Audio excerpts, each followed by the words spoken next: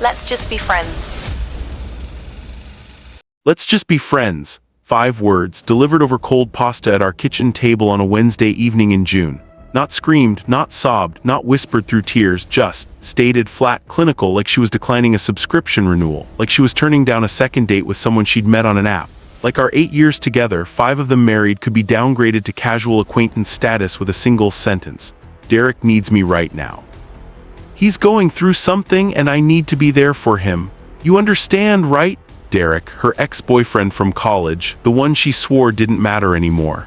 The one whose name I hadn't heard spoken aloud in 3 years. The one I'd been assured was ancient history, a closed chapter, a youthful mistake she'd grown past. I sat there, fork frozen midair, a piece of bell pepper speared on the tines, watching the woman I'd loved for 8 years, the woman I'd married, built a home with, planned a future with, reduce our entire life together to a friendship.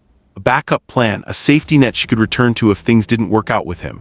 What I didn't know yet, sitting in that chair with candlelight flickering between us, Derek wasn't going through something. He was going through her, and this conversation.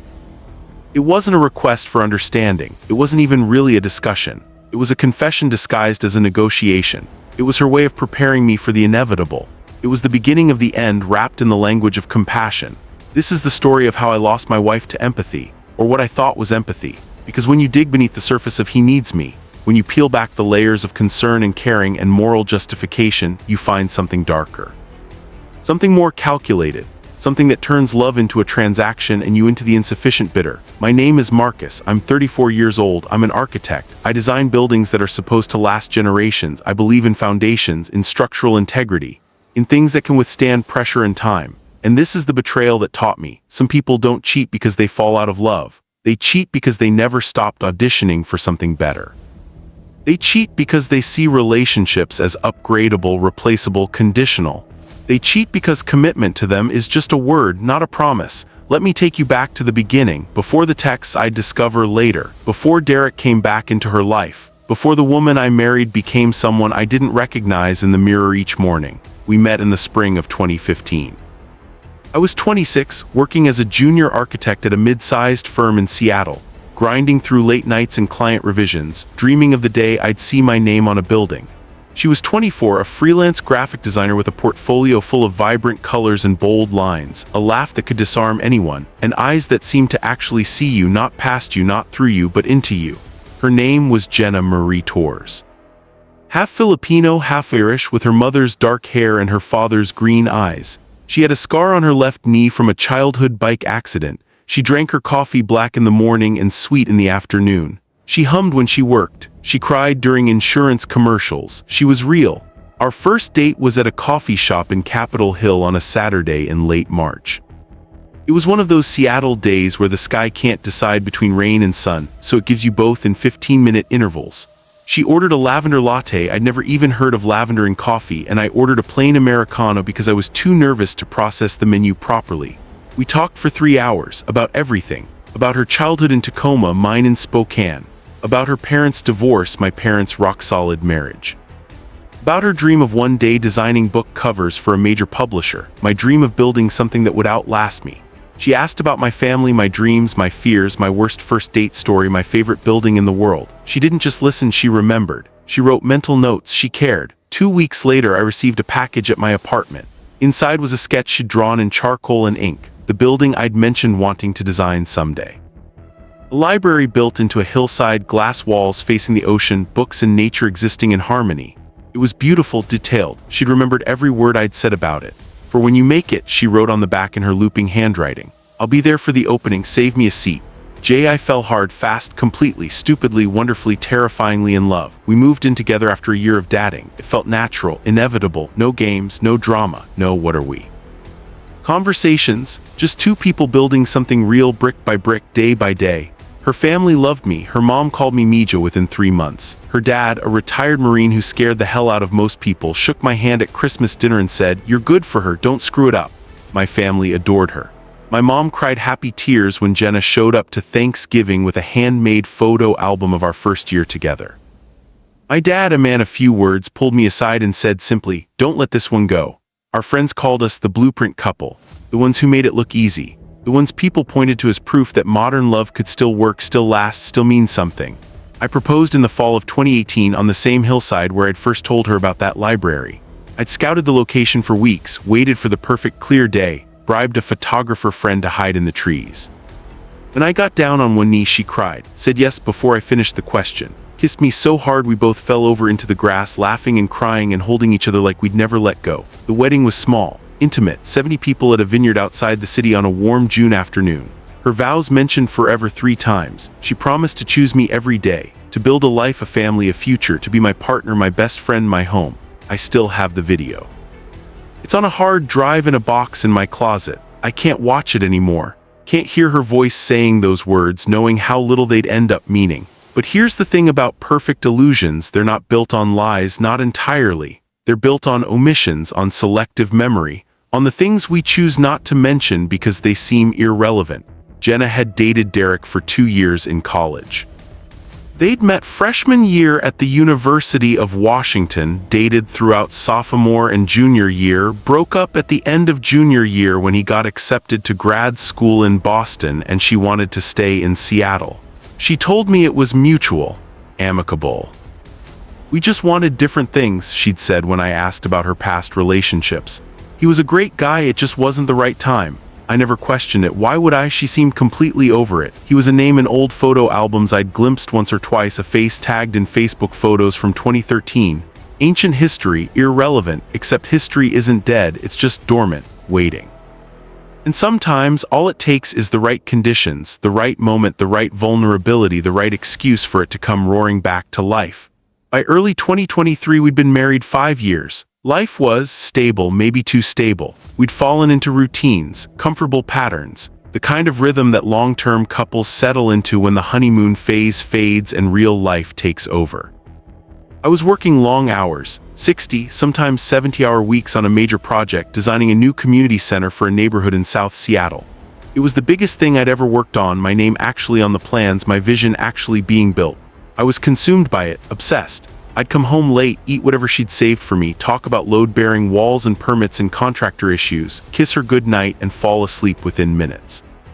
Jenna had transitioned to full-time freelancing, working from home, building her client base. She'd landed a few book cover projects, small publishers, nothing major but steps in the right direction. She seemed happy, busy, independent. We still had date nights. Every other Friday we'd try a new restaurant or revisit an old favorite. We still said I love you before bed every single night. We still made love, though less frequently than before, once a week, sometimes twice. Enough to feel connected, not enough to feel passionate. But there was a distance growing, not a fight, not coldness, not resentment, just space. The kind of space that forms when two people are living parallel lives instead of intertwined ones. I noticed small things, the way she'd started keeping her phone face down on the table, the way she'd smile at the screen when a notification came in, then quickly click it off when I entered the room. The way she'd started taking calls in the other room, closing the door, speaking in low tones I couldn't quite make out. Work stuff, she'd say when I asked. Client being difficult. Friend drama. Nothing important. I believed her, because I had no reason not to, because I trusted her. Because questioning your wife's phone habits feels paranoid and controlling and like something insecure people do. Because I was busy, distracted, focused on my own work, my own stress, my own deadlines. I told myself we were just in a rough patch, that all couples go through phases, that we'd reconnect once my project finished, once life calmed down, once we had time to breathe again. I was wrong. The first real crack in the foundation appeared in late April. She came home from a work coffee one afternoon and seemed different, lighter, energized. She had this glow about her that I hadn't seen in months. She talked more at dinner, laughed more, touched my arm more. I thought maybe she'd landed a big client, made a breakthrough on a project, had good news she was waiting to share. I ran into an old friend today, she said, pouring herself a glass of wine. Someone from college. Total coincidence, we were both at the same coffee shop.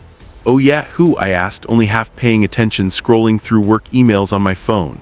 Just someone I used to know. We're going to try to catch up sometime. It's funny how small Seattle feels sometimes.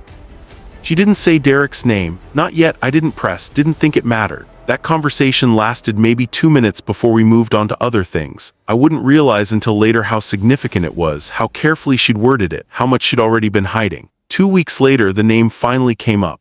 We were watching TV, some true crime documentary she'd gotten hooked on a Tuesday night in mid-May. Both of us on the couch, her feet tucked under her, a blanket across our laps, normal, domestic, comfortable. Her phone was on the couch between us. It buzzed. The screen lit up with a text notification. I wasn't trying to read it, but it was right there, 3 feet from my face, impossible to miss. Derek, can't wait to see you tomorrow. It's been too long. Coffee at 10. I glanced at it, just a glance, then at her. She'd seen it too. Grabbed the phone quickly, not suspicious fast, not guilty fast, just aware. She read it, smiled slightly, typed a quick response. Who's Derek? I asked casually, trying to keep my voice neutral. Oh, she looked up, completely calm. My ex from college, the one I mentioned. He just moved back to Seattle for a job. We're grabbing coffee tomorrow to catch up. She said it so easily, so openly, no hesitation, no guilt in her voice, just a simple statement of fact.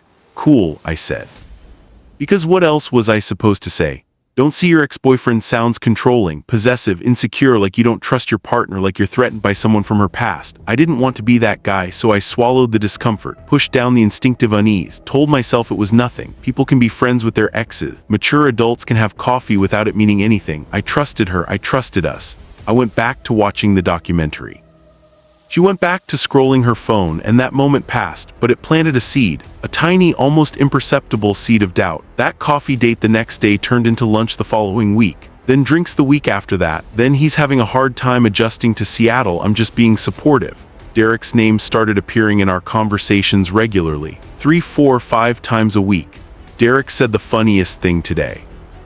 Derek's struggling with his new job. The company culture is so different from Boston. Derek invited us to a gallery opening this weekend. Do you want to go? But she knew I'd be working. I started noticing patterns. She'd mentioned seeing him, but only in passing. Never the full story, never details. Just breadcrumbs of information that seemed innocent on their own but felt wrong when I added them up. She was dressing differently on days she saw him. Not dramatically, just more effort, the nice jeans instead of leggings. Makeup when she usually went barefaced. The perfume I'd bought her for Christmas that she rarely wore. She was happier on days she saw him, more talkative, more affectionate with me actually.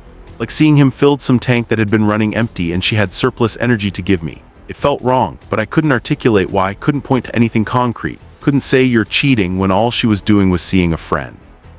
So I stayed silent, watched, waited for my paranoia to fade. It didn't. I met Derek once, just once in mid-May at that gallery opening Jenna had mentioned. I'd surprised her by actually showing up, leaving work early for once, trying to be supportive of her social life, trying to prove to myself that I wasn't threatened. The gallery was in Pioneer Square, a small space showcasing local photographers. Derek was standing near the bar when we arrived, holding a glass of red wine, talking to another couple. Jenna spotted him immediately. Her whole face lit up. Derek. She waved, grabbed my hand, pulled me over. He turned, smiled, walked toward us with the easy confidence of someone who's never doubted his place in a room. He was tall, 6'2", maybe 6'3", fit in that runner's build way like he did marathons on weekends, dark hair graying slightly at the temples, glasses that probably cost more than my watch, wearing a blazer over Henley designer jeans, leather shoes that looked expensive. He was handsome. I hated that I noticed, hated that it mattered. Marcus, he extended his hand, smiled warmly like we were old friends reuniting. Finally, Jenna's told me so much about you, it's great to put a face to the name. His handshake was firm, confident. He looked me in the eye, called me man like we were buddies. You're the architect, right? Jenna showed me some of your work, that community center project, incredible, really thoughtful design.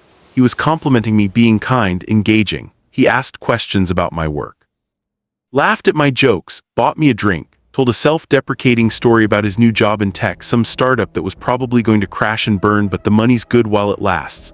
I wanted to hate him, wanted to find something wrong, some red flag that justified my discomfort, but he was nice, charming in that effortless liberal arts degree, emotionally intelligent man way that women find disarming. I could see why Jenna had dated him, could see why she'd loved him once.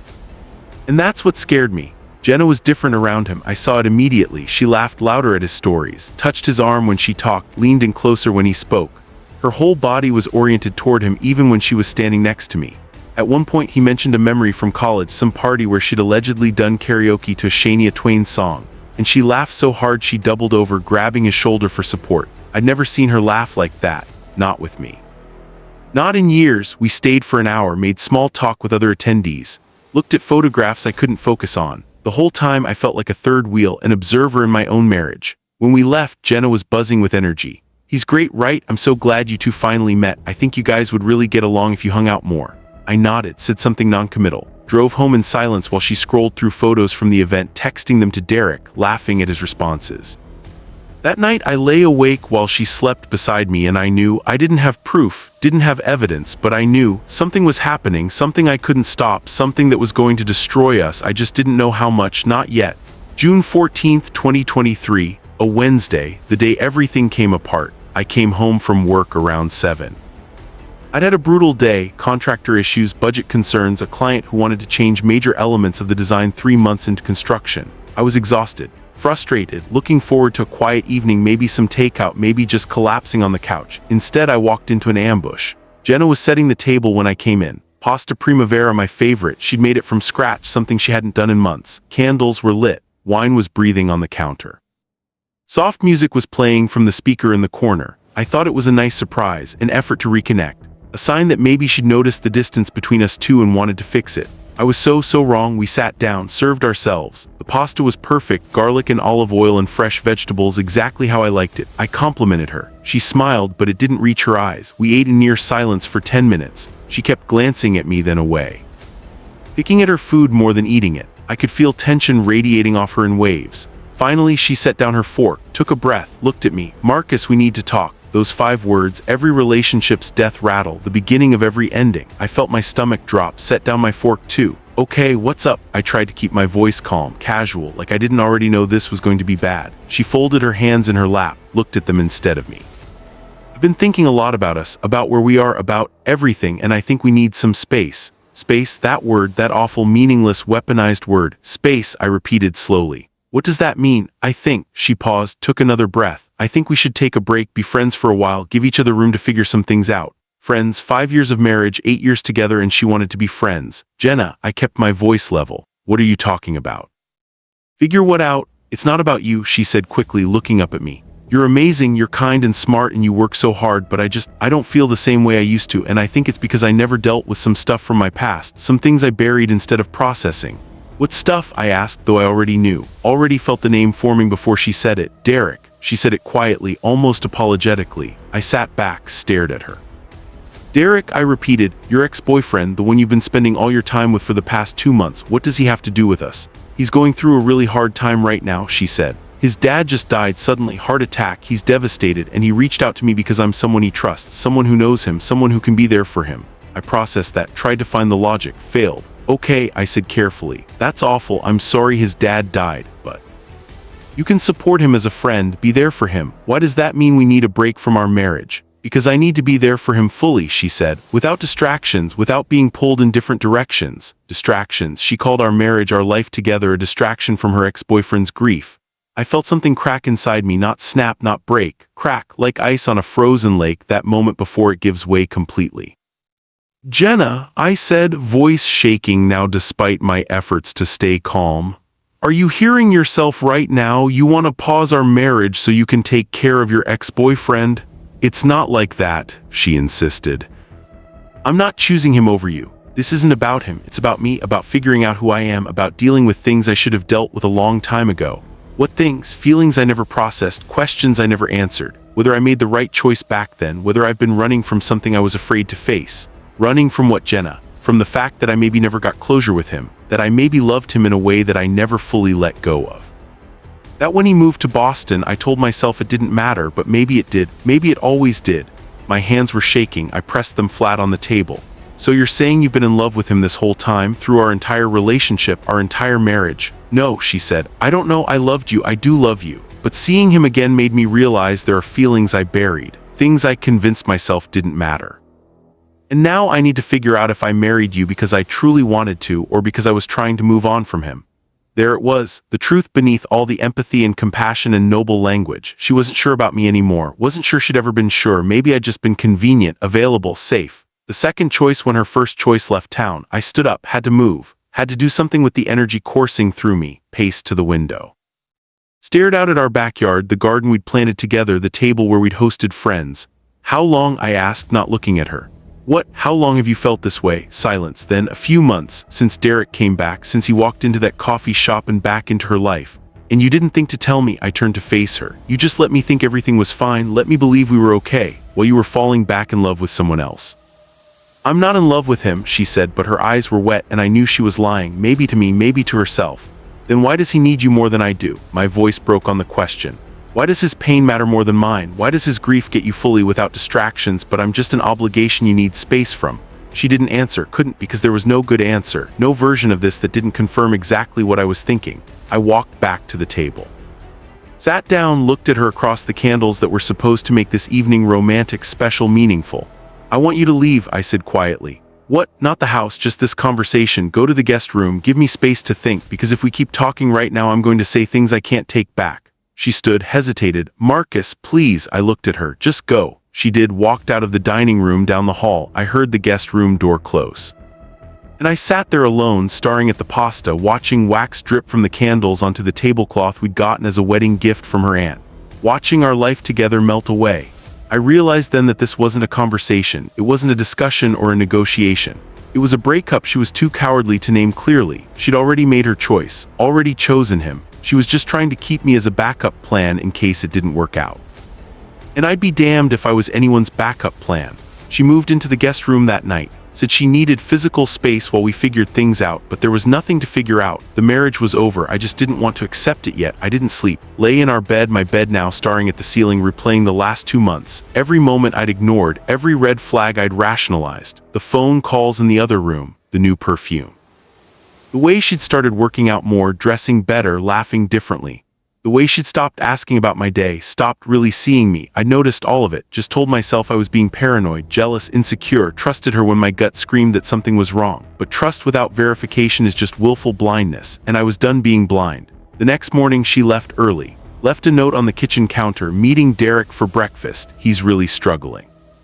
I'll be back this afternoon. We can talk more then. Meeting Derek, the morning after telling me she wanted space from our marriage. She was already prioritizing him, already choosing him. I waited until I heard her car pull away, watched from the window as she drove off. Then I did something I never thought I'd do, something that would have horrified me a week ago. I checked her laptop. She'd left it on the kitchen counter, plugged in and charging, still open, still logged in. She hadn't even bothered to lock the screen. Maybe she'd forgotten in her hurry to see him. Maybe some part of her wanted me to find out, wanted me to do the hard work of ending this so she didn't have to. I sat down, opened her email. I'm not proud of what I did next, but I'm not ashamed either, because what I found confirmed every instinct I'd been ignoring, every suspicion I'd been suppressing, and I needed to know, needed proof, needed to stop feeling crazy. The emails went back 3 months, long before his dad supposedly died, long before any hard time that required her support. April 3rd, subject line, I've missed you. From Derek to Jenna. I clicked it open. Jenna, I know it's been years. I know we both moved on, built separate lives, became different people. But I can't stop thinking about you. Seeing your face in that coffee shop 2 days ago felt like coming home. Like no time had passed at all. I know you're married. I know this is complicated. I know I have no right to say this, but I need to tell you I never stopped loving you.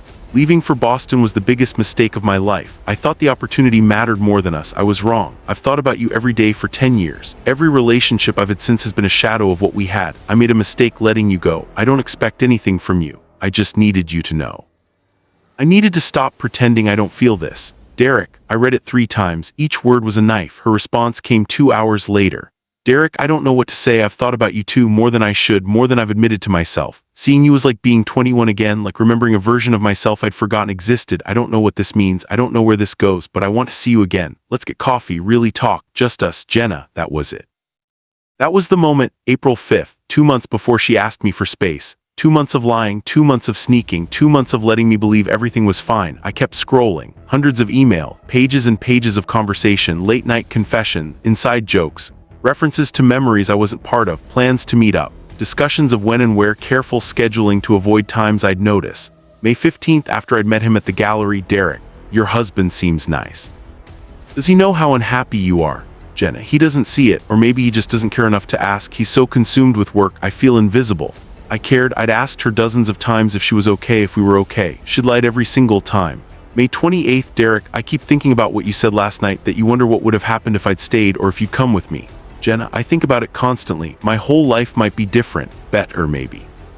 I don't know. I love Marcus, but I'm not in love with him, not the way I was with you. Was past tense for me, present tense for him. June 1st, Jenna, I'm going to talk to him soon, tell him I need space. I can't keep living like this, pretending I'm happy when I'm not. Derek, I'll be here, whatever you need, however this goes. I love you. Jenna, I love you too. She told him she loved him 2 weeks before telling me she wanted to be friends. Then I found the voice messages. A folder in her email with audio files. Recording she'd sent him. I almost didn't listen, almost closed the laptop and walked away, but I had to know, had to hear it. June 10th, 4 days before our pasta dinner. I clicked play. Her voice came through the speakers, soft, intimate, the voice she used to use with me. Hey, it's late and I can't sleep. Marcus is passed out next to me and I'm just lying here thinking about you, about us, about how insane this all is. I told him tonight that I need space.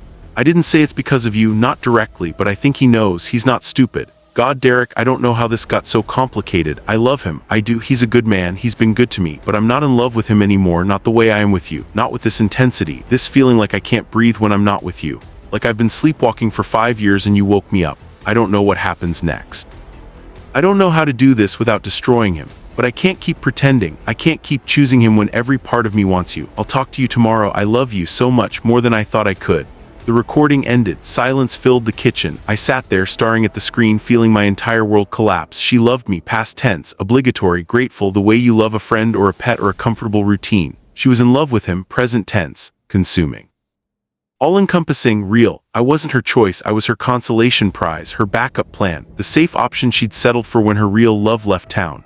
And now that he was back, I was disposable. I forwarded the emails to myself, downloaded the voice messages, not because I wanted to hear them again, but because I knew I'd need proof. Knew she'd deny it, minimize it, tell me I was overreacting. When she came home that afternoon around 3, I was sitting at the kitchen table. Laptop open in front of me, emails displayed on the screen. She walked in smiling, carrying takeout bags, probably feeling good about her breakfast with Derek. She saw the laptop, saw me, the smile died, her face went pale. Marcus, don't, I said quietly, calmly, voice like ice. Don't say a single word until I'm done talking. She froze in the doorway, set down the bags. I slid the laptop toward her. I read everything, every email, every text you left open in your messages. I listened to the voice recording where you told him you're in love with him while I was sleeping next to you.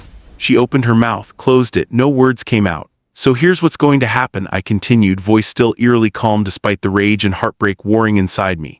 You're going to stop lying, stop minimizing, stop trying to protect my feelings or manage this situation. And you're going to tell me the truth, all of it, when it started, how far it's gone. Every single thing you've been hiding. She sank into a chair across from me, started crying, big gasping sobs that might have moved me a day ago. Now they just felt manipulative. I'm sorry, she whispered. I'm so sorry. Sorry for what? I asked. For cheating, for lying, for making me feel crazy for 2 months while you had an emotional affair, for telling him you love him, for planning to leave me. Be specific. I didn't mean for it to happen, she said through tears. That's not an answer, I said. People don't accidentally fall in love, they make choices. Every email, every meetup, every lie, you chose him, own it. She broke down completely then, and slowly between sobs she told me everything. It started the first time they met for coffee. The spark was immediate, undeniable. They talked for 4 hours. She went home that day and couldn't stop thinking about him. She told herself it was just nostalgia, just catching up with an old friend. The second coffee date was when he told her he still loved her. She should have shut it down, should have told him she was married, that this was inappropriate, that they needed boundaries. Instead, she told him she'd thought about him too. They started texting constantly, emailing, meeting up twice a week, then 3 times, long walks around the city, dinners disguised as friendly catch-ups, hours sitting in his car talking. They'd kissed once 3 weeks ago, after drinks at a bar near his apartment. She told herself it was a mistake, but then they did it again. The physical affair hadn't gone further than that, yet. But they talked about it, planned it, discussed when and where. They were waiting for her to leave me first. She'd been planning to ask for a divorce, but she wanted to make sure it would work with Derek first, wanted to know he was serious, that he wouldn't leave again, that she wasn't throwing away her marriage for nothing. I was her safety net, her backup plan. If Derek didn't work out, she could stay married, keep the house, keep the life we'd built, keep the stability and security and social acceptance. But if Derek did work out, if he wanted her the way he said he did, I was disposable, replaceable, easily discarded. She said all of this, admitted all of it, and kept crying, kept saying she didn't mean to hurt me, that she loved me, that I deserved better, but she didn't stop, didn't choose me, didn't fight for us. When she finally ran out of words, I sat in silence for a long moment, processing, absorbing, deciding. You have 24 hours, I finally said. To do what? To decide, stay and fight for this marriage, or leave and be with Derek. Marcus, if you stay, I continued, cutting her off, you cut him off completely. Today, right now, you call him, tell him it's over, block his number, block his email, never see him again, no closure, no goodbye coffee, nothing, and we start therapy, real therapy. We rebuild from absolute zero. I don't promise I'll ever trust you again, but I'll try. And if I leave? She asked quietly. Then I never want to see you again. We sell the house, split everything exactly down the middle. You live with the fact that you destroyed something real for something you think you remember, and you don't get to come back ever. There's no reconciliation, no second chance. You choose him, you live with that choice. She nodded slowly, looked at me with red, swollen eyes. Can I think about it? You have 24 hours, I repeated. Not a minute more. She left the room. I heard the guest room door close again, and I sat at that kitchen table until the sun set, until the house went dark, until I was sitting in blackness, staring at nothing, waiting for my life to end or begin again. I didn't know which. I didn't sleep that night either. Just lay in bed, staring at the ceiling, playing out scenarios. What would I do if she stayed? Could I forgive her? Could I ever trust her again? Could we rebuild from this? What would I do if she left? How do you divorce someone you still love? How do you split a life you built together? How do you explain to your family, your friends, that your perfect marriage was a lie? 23 hours and 47 minutes later, she came to the bedroom. It was evening, almost the exact same time as our pasta dinner the night before. I was sitting on the edge of the bed, waiting. She stood in the doorway. I saw the answer in her eyes before she spoke. I need to see where this goes, she said quietly. With Derek. I know that's not what you want to hear. I know it makes me awful, but I can't spend the rest of my life wondering. I can't marry you, stay married to you while I'm feeling this way about someone else. It's not fair to you. I nodded. I'd already known, had known since the moment I heard that voice recording. Then pack your things, I said, and get out of my house. Marcus, now Jenna. She left, came back with suitcases, started packing. I watched from the doorway of our bedroom, my bedroom now, as she filled bags with clothes, toiletries, shoes. She took her laptop, her books, some photos, left her key on the kitchen counter. I'll call my lawyer, she said at the door. Start the paperwork. Okay, I'm sorry, I really am. I know. She hesitated, like she wanted me to stop her, to beg her to stay, to fight for her. I didn't. I watched her walk out, heard her car start, watched her drive away. Then I closed the door, locked it, walked back to the bedroom and lay down on our bed, my bed, and stared at the ceiling. I didn't cry, couldn't. The grief was too big for tears, too complete. It was an ending, and endings don't cry. They just sit in silence and wait for what comes next. She filed for divorce 2 weeks later. I didn't contest, didn't fight, hired a lawyer, signed papers, divided assets. The house went on the market. We split the proceeds exactly in half. No drama. No court battles, just two people efficiently dismantling a life. Our friends chose sides. Some stayed with me, some went with her. Most just disappeared, uncomfortable with the messiness of it all. Her family stopped calling. My family asked me every day if I was okay. I lied and said yes. Work became my refuge. I threw myself into the community center project, stayed late every night, worked weekends, anything to avoid being alone with my thoughts. 3 months passed.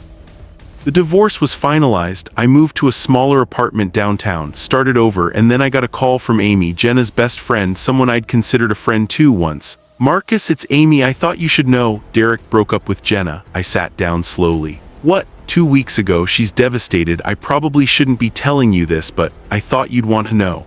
What happened?